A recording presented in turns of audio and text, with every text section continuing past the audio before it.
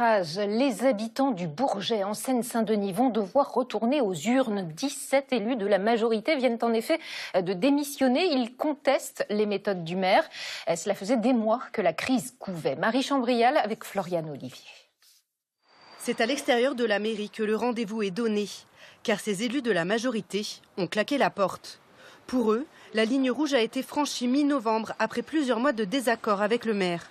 La mairie avait reçu un courrier de la préfecture de Seine-Saint-Denis pointant des déséquilibres budgétaires et le risque de ne plus pouvoir payer les agents municipaux. Ils gèrent les finances de la ville comme un porte-monnaie, comme un enfant gère son argent de poche, sauf que ce n'est pas notre argent, c'est l'argent des Bourgetins, c'est l'argent des contribuables.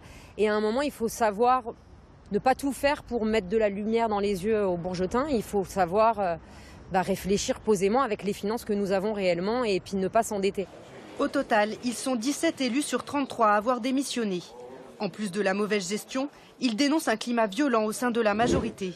Des accusations rejetées en bloc par Jean-Baptiste Borsali, maire du Bourget depuis 2020. C'est qu'une querelle de personnes, une querelle de pouvoir. Ce sont des personnes qui veulent prendre le pouvoir de l'intérieur, faire en sorte, comme le Bourget accueille les Jeux Olympiques l'année prochaine, le Bourget est au cœur du Grand Paris, bien évidemment ça crée des appétits. Élu d'opposition depuis les dernières élections, Vincent Capo-Canelas a été maire de la ville pendant 16 ans. Ces remous politiques l'inquiètent. L'image de la ville est très dégradée. Le Bourget jouait un rôle jusque-là dans le département. Nous avons des équipements qui sont en train d'arriver, la ligne 16, la ligne 17. On accueille les Jeux Olympiques, on travaille avec nos voisins et amis de l'UNI. Tout ça a été construit et c'est tout cet héritage-là qui est en train de partir en capilotade. Le sentiment, c'est qu'il y a une perte de chance pour les Bourgetins. Dans les prochains jours, la préfecture devrait fixer la date des nouvelles élections.